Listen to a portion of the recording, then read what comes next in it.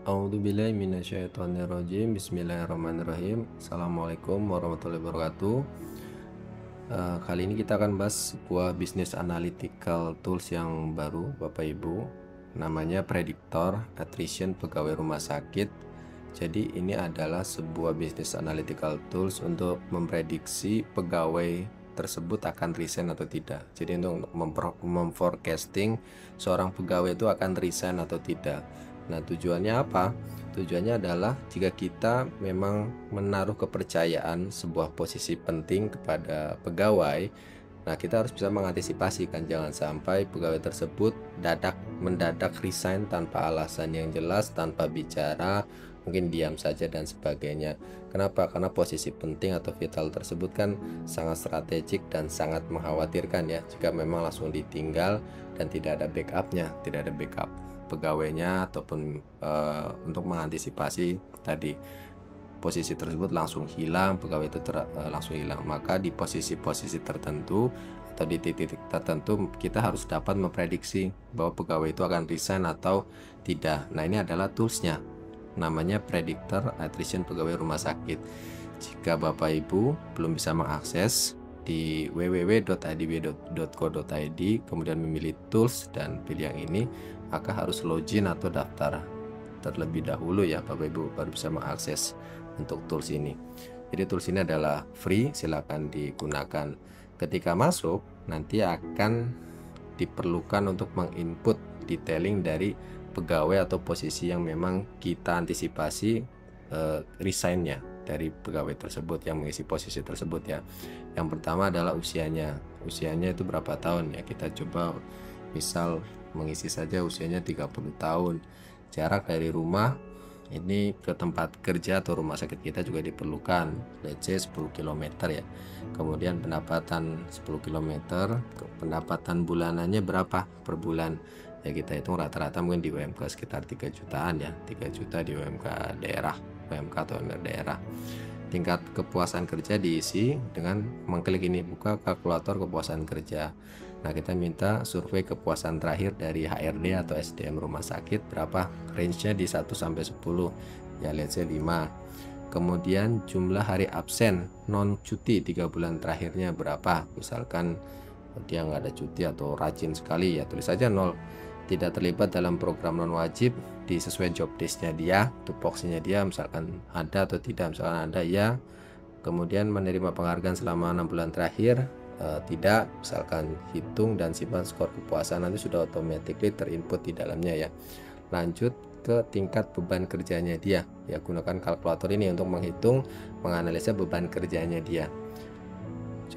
Yang pertama inputannya adalah jumlah proyek, tugas utamanya ada berapa, dia megang handle berapa kerjaan yang utamanya, misalkan 3 atau 4 ya 4 mungkin. Kemudian rata-rata jam kerja per minggunya berapa ya, let's say 40 jam per minggu. Kemudian utilisasi terdata ini adalah utilisasi dari pemanfaatan 40 jam ini ya, 40 jam tanpa istirahat, tanpa makan, tanpa sholat, itu kan hampir tidak mungkin ya, tanpa ke toilet, tanpa jajan, tanpa apa. Ya, ini standarnya adalah 80%. Kita coba contoh di 80%. Kemudian sudah bekerja berapa lama di institusi kita, let's say misalkan baru 1 tahun. Total pengalaman kerjanya mungkin total di semuanya ya, sebelum tempat kita dan tempat yang lainnya 3 tahun, berarti di institusi sebelumnya karena setahun di tempat kita totalnya 3 ya, 2 di sini ya.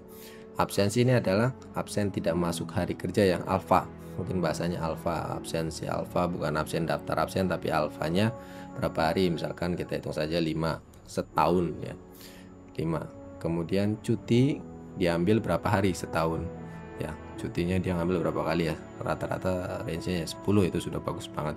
Kemudian lembur ada rata-rata jam lemburnya per minggu berapa, misalkan ya 2 jam, kita cobain saja 2 jam. Simpan status lembur, statusnya mungkin belum menikah atau lajang. Kemudian dia pekerjaannya apa, di sini banyak pilihannya Bapak Ibu, ada dokter umum, dokter spesialis, perawat, apoteker, fisioterapi, sampai kepada yang non kesehatan seperti IT. Kemudian ada di tenaga kebersihan, staf keuangan, SDM, petugas keamanan. Ya, kita contoh saja di staf keuangan ya. Staf keuangan, kemudian tinggal diklik saja, ini yang prediksi attrition-nya nanti akan keluar hasil analisanya. Hasil analisanya akan keluar di kolom sebelah kanannya ya, dari kolom utamanya. Nah, skornya setelah kita input tadi itu resiko untuk resignnya tinggi ya. Ini bisa dilihat Bapak Ibu.